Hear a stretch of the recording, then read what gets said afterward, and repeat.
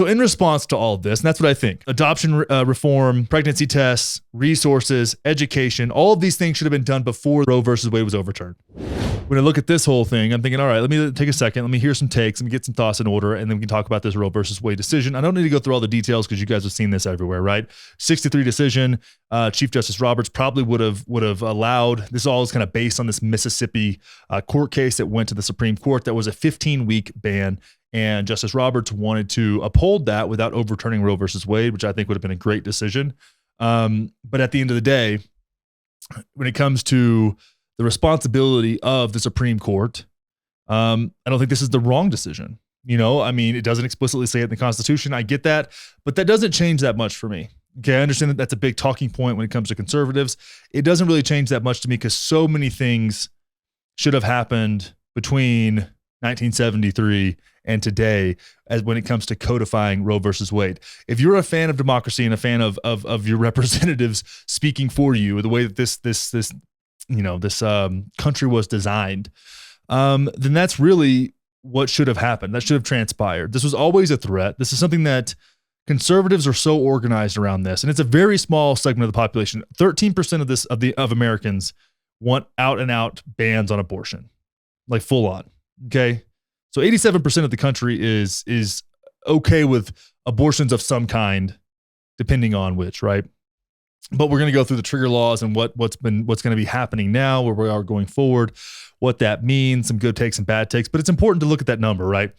It's a very small segment of the population. I was actually going to bring up Ben Shapiro and him discussing this with somebody who's runs a pro-life organization.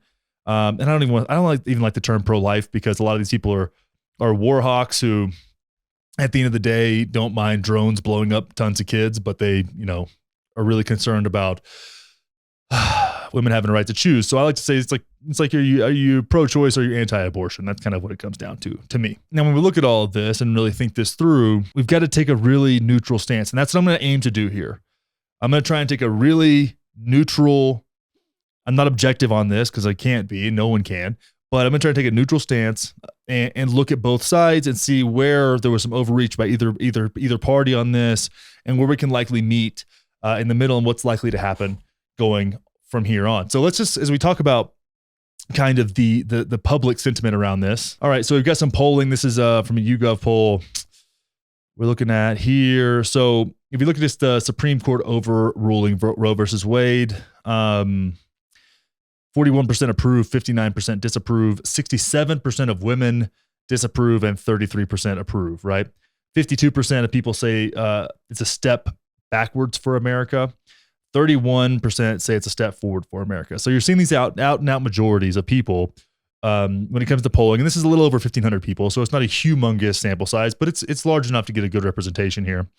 Among women, impact of Roe versus Wade on women's lives. 56% say they will make their lives worse. 16% say it'll make it better. And 28% say not much different. So there's a big gap there. 56 to 16, really.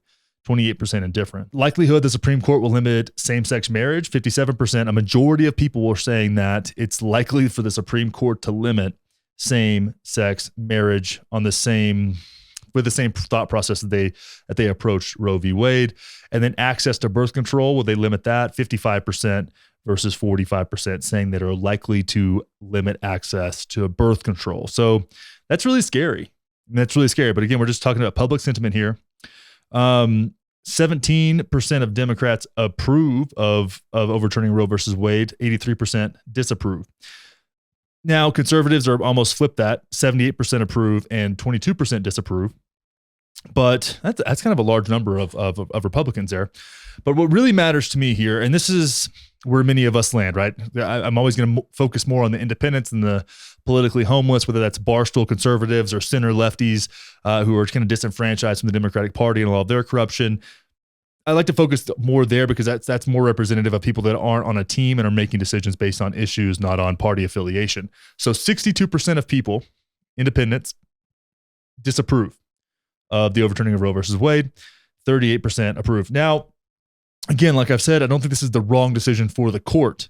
And I can say this, and I also don't think it was the wrong decision in 1973 for them to uphold Roe versus Wade, right? I think that at that time, 1973, There were all kinds of crazy things going on. I mean, it wasn't long before that women were giving themselves Lysol abortions, right? Back out, like a lot of people were dying. A lot of these people already had children, couldn't do it again. There was very little mental health support for women who were dealing with postpartum issues. A lot of the burden for all of this was placed on women. So I think even at the time, even though it may not have been judicially correct, the passing of Roe versus Wade, or the upholding of Roe versus Wade in 1973 was the right decision. As I think now, overturning it is probably the right legal decision. That being said, I don't think it's the right thing to do. And we're going to get into what I think should have been done after we get through some of this public sentiment here. So this is about just feelings. You can go back there. This is a really, this sums it up in a big way. Things in America are going well, 19%, badly, 81%. 81% of people polled in this poll think things in America are going badly. And I think that's pretty representative of our entire country. Now, if we look at the numbers here, abortion in your state should be legal in all cases, 32%, legal in most cases, 32%, illegal in most cases, 27%, and illegal in all cases, 9%. Now, legal in all cases, I'm going to have to disagree with that. And I understand kind of where people are coming from here, but I'll get into my kind of thoughts on that down the road. So we have essentially 64% here say it should be legal in all cases or most cases versus 36% who say it should be illegal in most cases or illegal in all cases. I mean, that's a pretty profound difference. Now we have here how many people support federal law making abortion legal, which should have happened long ago. 58% versus 42% that oppose. So 58% of people, again, an out and out majority by quite a lot there that support a law making abortion legal, which is where this should have happened. This should have happened in Congress. Now let's discuss that for a second. When we look at this and what should have been done. Okay, now Obama ran in 2007. He spoke about this, said one of his first priorities would be codifying, Roe versus Wade into law, done through Congress with his supermajority in the House and the Senate, right? Didn't even need one single Republican vote to codify Roe versus Wade. Didn't do it.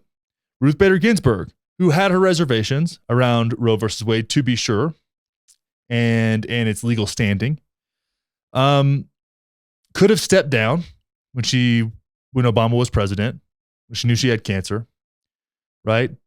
And kept more of a balance. Because if that would have been the case, if that seat wouldn't have gone to Brett Kavanaugh, right? Now it should have gone, we should have had a different conversation here because at least one of the seats, one of the conservative seats in the Supreme Court, either way you want to shake it, was stolen. It was stolen, okay? Obama had a responsibility as the president of the United States to appoint a Supreme Court justice, and that justice should have gone through confirmation hearings, and that justice was Merrick Garland. Okay, and he even went with like a middle of the road type candidate. But the conservatives said, well, it's an election year. We should let the people decide. But that didn't really matter whenever Trump pushed through Amy Coney Barrett. So that you can say that was stolen if you would like. It feels to me like it was. So one seat, whichever way you want to shake it, unless they wanted to be principled and say, well, we're not going to in an election year because the people should decide, right? Conservatives don't do that because conservatives are just as hypocritical as everybody else. So that being said, right, that's gone. That's politics. That is what it is. But Ruth Bader Ginsburg should have stepped down during Obama's presidency. A younger justice should have been appointed, and that would have put Roberts in a situation where he probably would have sided to uphold Roe versus Wade as opposed to going with the majority there.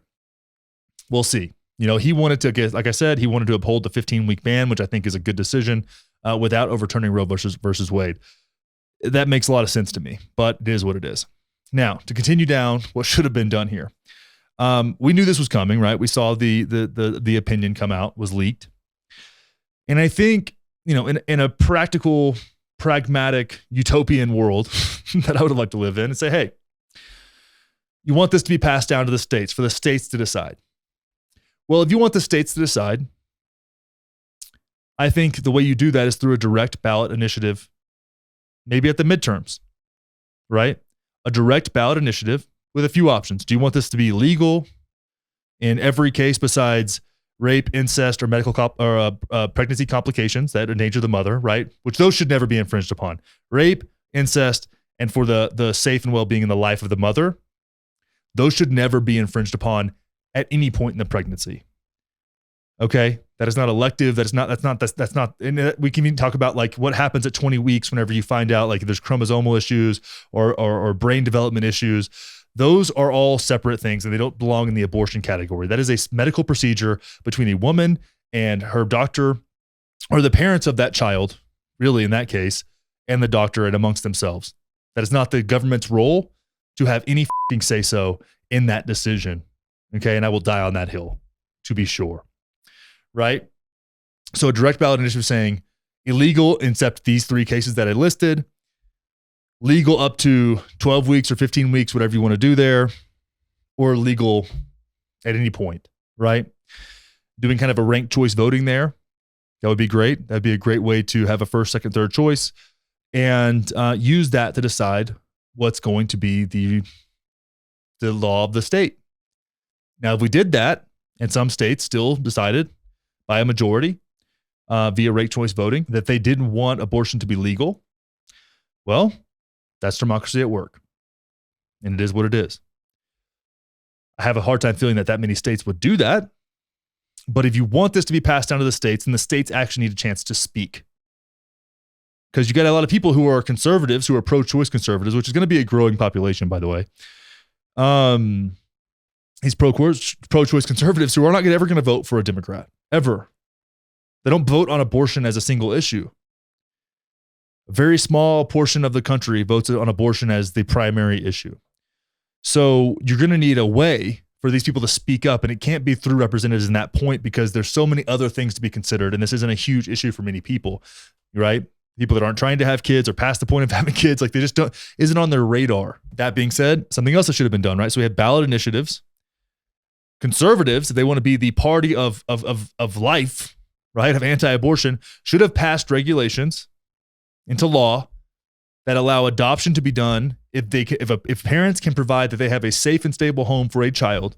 Adoption should be absolutely 100% free.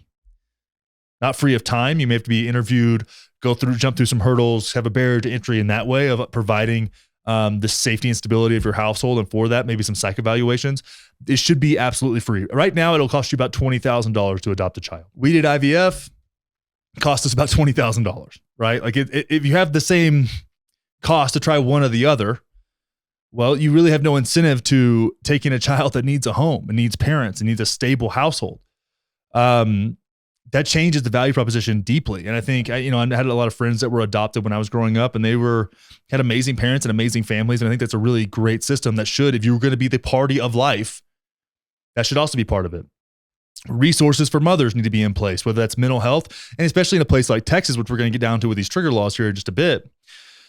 Like Texas, they don't make an exception for rape or incest.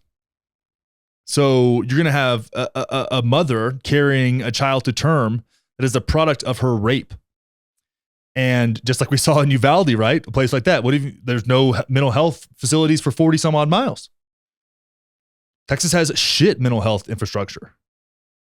But at the same time, they want to ban abortions that are the product of rape. And of course, that is a small sample size, but those lives matter, right? And there's very little chance that that child's going to actually have a fair shake at life due to the pro-lifers out there. Education, right? An area where conservatives fail over and over again, especially when it comes to sex education. They lean on abstinence only because they're naive morons. Doesn't work. It doesn't work. Quality, comprehensive, secular. Hear me on this. Quality, comprehensive, secular sex education should be a must, an absolute priority if you would like to ban abortions. If not, then what the are you doing here? Those things all should have been put in place to earn the overturning of Roe versus Wade, in my opinion, right? In a rational, pragmatic, utopian world that I'm talking about here. But that's not the way it works. We put the cart before the horse, right? If you want to ban abortions in your state so bad then prove it by doing something to provide for these families. Because right now we're living in a world where gas is going to be $6 a gallon before too long. Right? Our education system is f***ed. There's no upper mobility, a shrinking middle class. And now you want to force more children into that system, which are just another burden. And I hate to say that, but children are a burden. They can be a worthwhile burden, but children are a burden. And the technical definition of a burden is something to be carried. Right? So by default, unless you want to change definitions, conservatives, children are a burden. Many things are a burden in life, right? Dogs are a burden. Working out is a burden. Making money is a burden, but they have positive benefits of taking on that sacrifice, right? If you don't have the resources to take on that kind of sacrifice into your life, provide a quality life for a kid, and our country in this state is in such disarray that even the opportunity to provide that kind of life for yourself, much less other people, is limited. Well, how much sense does that really make? Now, the anti-abortion crowd will either call this, what I'm talking about, socialism or Satanism. And one thing I forgot to mention here is there should be free pregnancy tests in public bathrooms everywhere. Walmart, coffee shops, the DMV, I don't know, wherever the you go, anywhere. Now, again, anti-abortion people will generally call that socialism, and I would call them assholes. Because if you're going to ban abortion at 6 weeks or 8 weeks or 10 weeks, whatever it is, then make sure that the people know what the hell is up. Know what the hell is up. Now, you can get condoms for free in most places. Planned Parenthood hands those out, even though they're satanic apparently as well. So it feels like we needed about a year to kind of prep for this. You know, it's like, okay, this is going to be overturned. We're going to do it in whenever we're going to do it. And in the meantime, at the state level, because we're going to be kicked down to, you guys need to make preparations for this, and we should have had a conversation about that. But this is all naive on my part, and I understand that. I'm talking about utopian world right here. And in the reality, in a utopian world, nobody would need an abortion, right? And we'll probably technology our way there at some point, but we're not there yet. So in response to all of this, and that's what I think, adoption reform, pregnancy tests, resources, education, all of these things should have been done before Roe versus Wade was overturned. And I say that even understanding the legal rationale behind Roe versus Wade being overturned.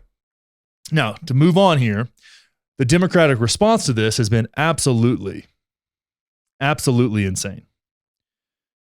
So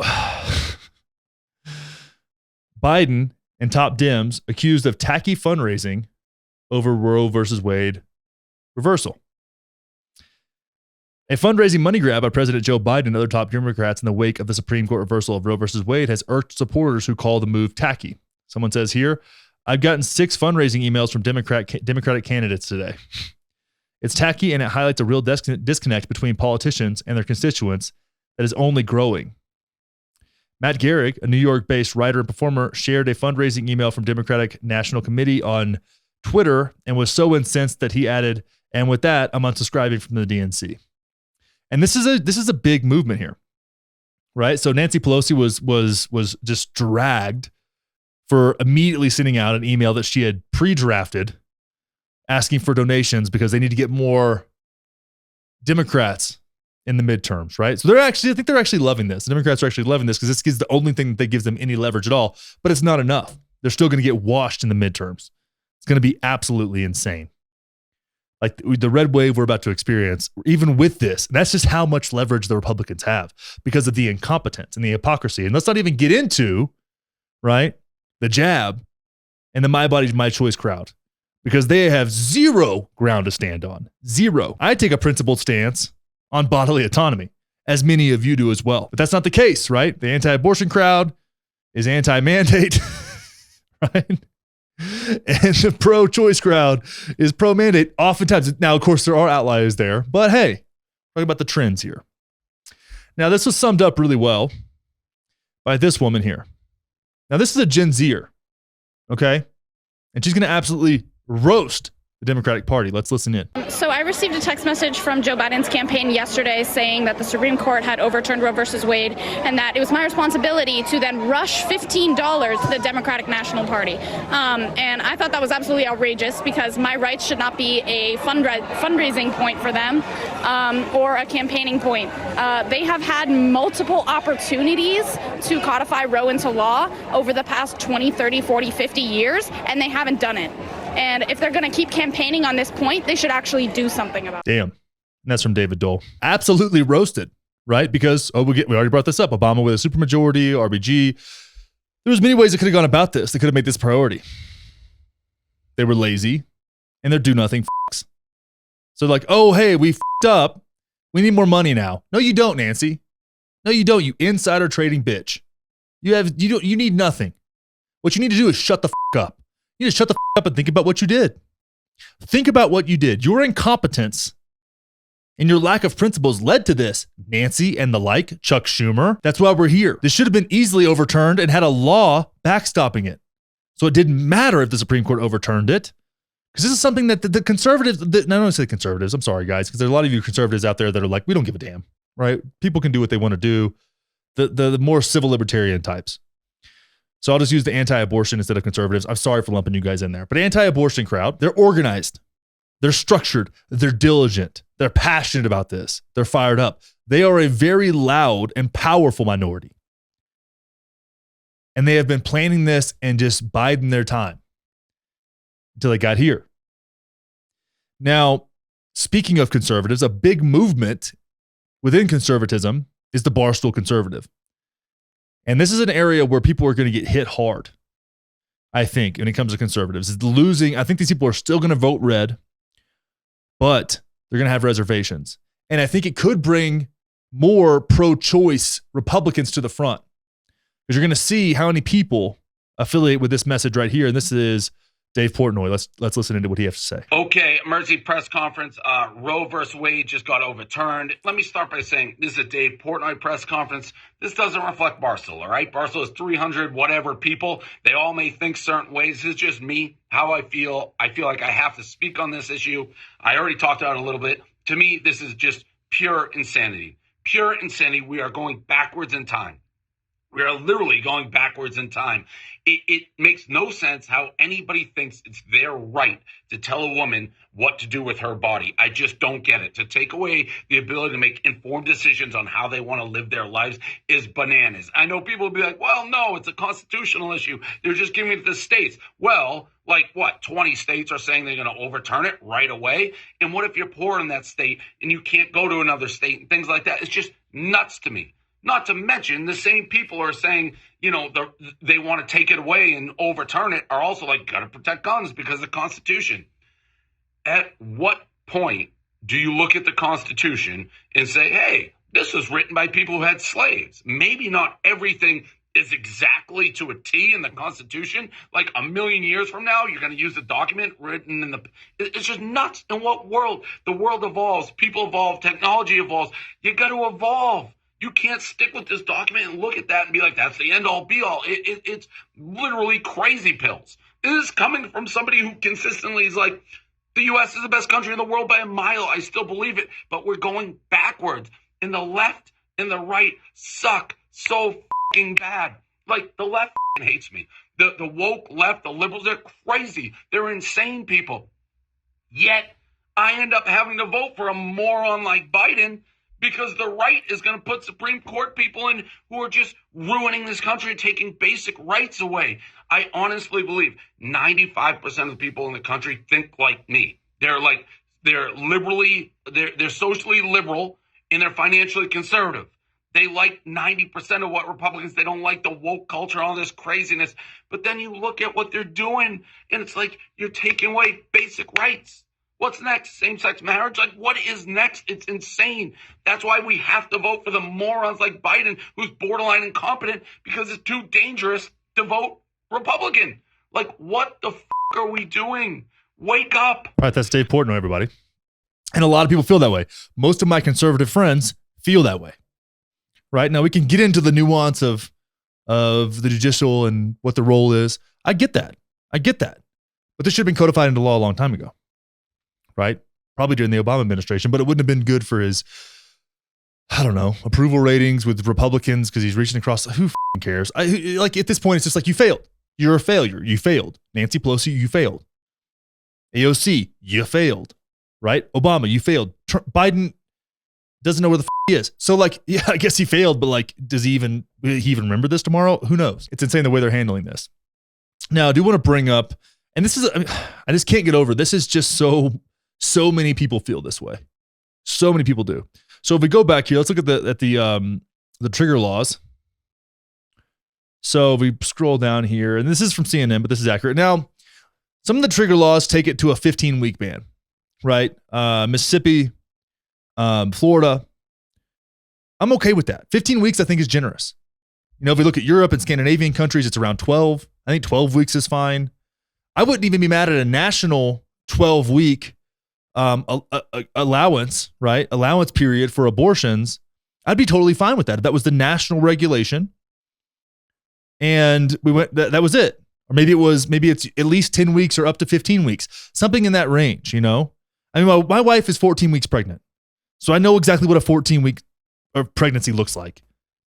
And to think about an abortion at that level makes me pretty uncomfortable. But there's reasons for it. There's reasons to have an abortion after 20 weeks if there's some kind of chromosomal issue or brain development issue that I think should be allowed for. But that, again, I put that in a different category. But at 12 weeks, 10 to 12 weeks in that area, it takes about 6 weeks, maybe 8 weeks to find out you're pregnant, depending on if you're on birth control or not, because a lot of those people don't have periods, right? We got to be really mindful about that. And we look at the whole thing. So it's like, all right, you get 6 to 8 weeks to figure out you're pregnant, and you get 2 to 3 weeks to figure out what you want to do. That seems like adequate time. Talk to your family, talk to your friends, talk to your partner, whatever it is, make a decision. I'm okay with that, right? And I don't consider that an abortion ban, right? I consider that kind of pragmatic regulation.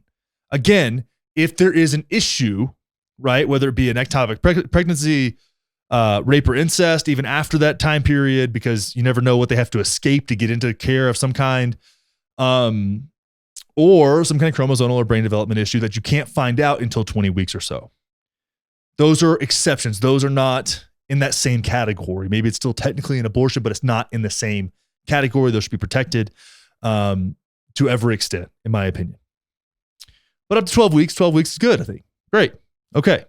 And I think that's where 70% of the country lands, is first term or first trimester, early first trimester, even at that. I think the first trimester ends at 14 weeks. But yeah, so we can have that conversation. So let's just go through some of the states here and what their trigger laws will entail. Arkansas would ban nearly all abortions in the event of the Roe is overturned, except for the cases of life-threatening medical emergency. Again, it's good that they have that in there, but that doesn't also make an exception for chromosomal issues and things like that. A medical provider who violates could face up to 10 years in prison or a fine of up to $100,000 or both. Idaho would make providing abortions felony punishable by up to 5 years in prison if Roe is struck down. Exceptions will be provided to prevent the death of the pregnant person or the case of rape or incest. Okay. Kentucky legislature passed a bill in 2019 that would ban abortions and make performing them a felony offense in the Supreme Court. Louisiana would ban medical providers from performing abortion procedures or providing drugs intended to induce an abortion in the case Roe was overturned. The ban would not apply to life-threatening or serious medical emergencies, but requires the physician to make reasonable medical efforts to preserve the life of the adult and the fetus. Mississippi law states that within 10 days of the state attorney general confirming Roe has been overturned, abortions are prohibited in the state. Limited exceptions are provided in the case of rape or when the procedure would preserve the mother's life. Mississippi passed a 15-week abortion ban in 2018, which was the source of the case currently in front of the Supreme Court. So this is actually done before the overturn, but we get an idea of what's going on here. So they have on the books right now a 15-week abortion ban, but they have a trigger that also takes them to be almost wholly outlawed in case unless medical emergency. Missouri, make it a felony for medical providers to perform or induce abortions except in the case of medical emergency. North Dakota, ban abortions and make it a felony to perform the procedure except in cases that would save the life of the mother.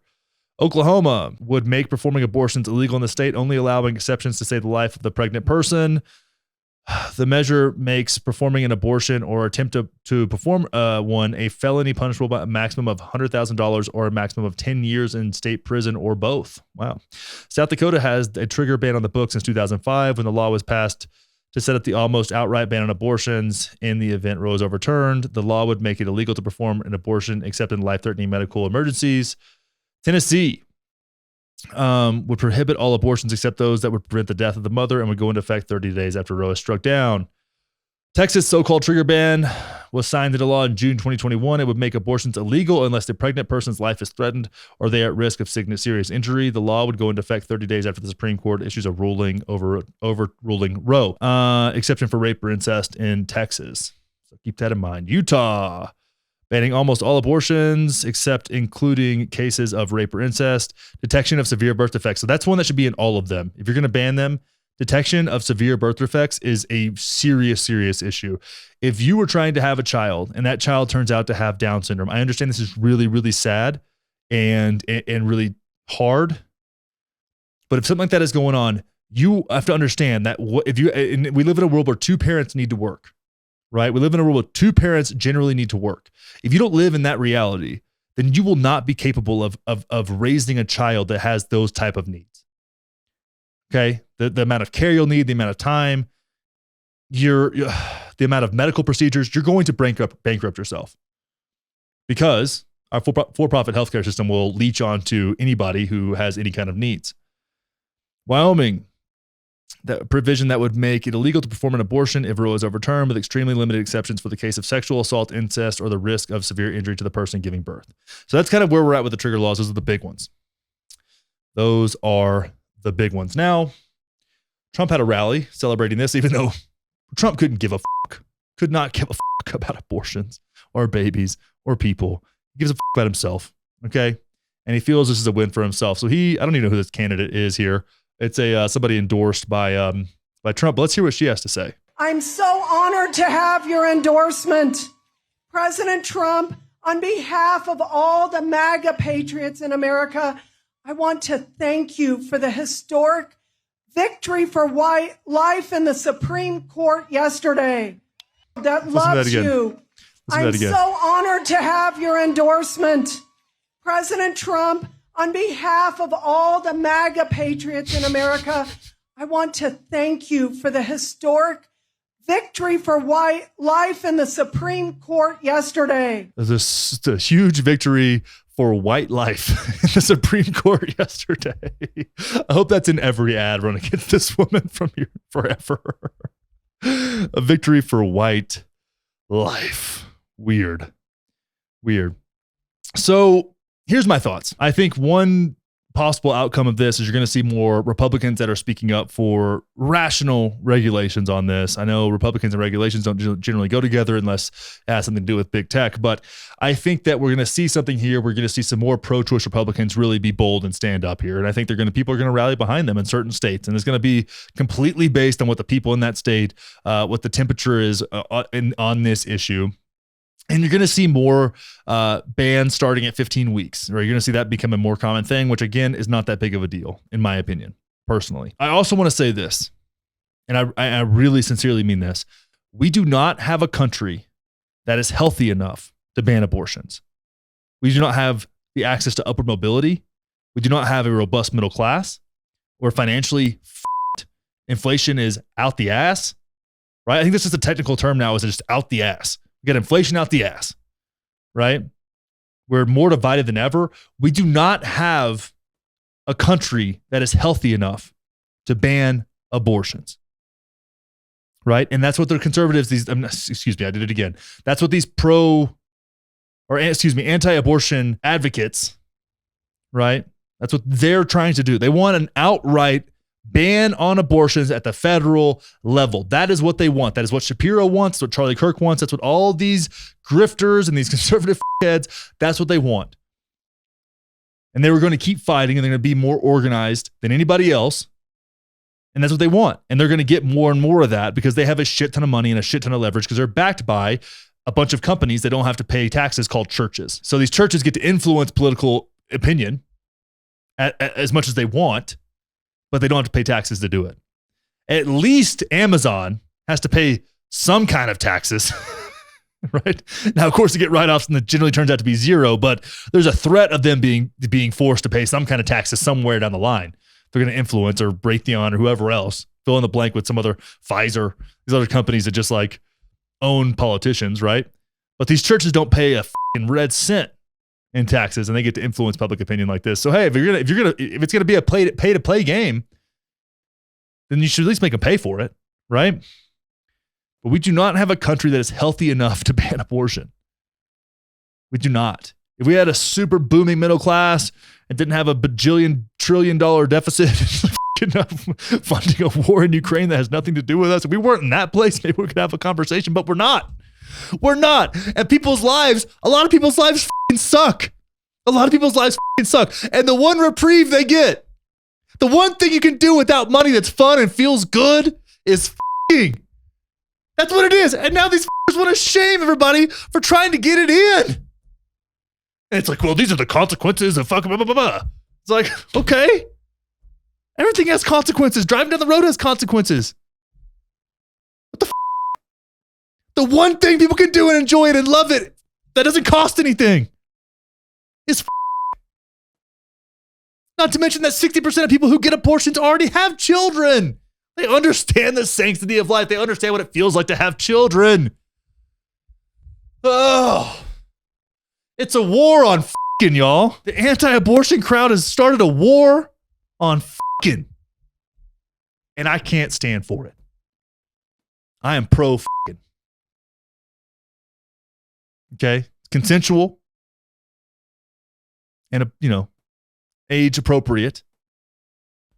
No, I don't endorse Epstein shit, but I am pro fucking. I want to share with you what it takes to create this kind of content. I have to sift through piles and piles of bullshit from political ideologues that are completely ridiculous and try and find the truth. I've got to go from the left to the right to the center, all over the place. It's exhausting. I'm losing my fucking mind. But one thing you can do to help me out and help my mental health is subscribe to this channel. Turn on post notifications, like this video, leave a comment, just something. Something, please. I'm losing my shit, and you're the only one that can help me. Subscribe to the channel.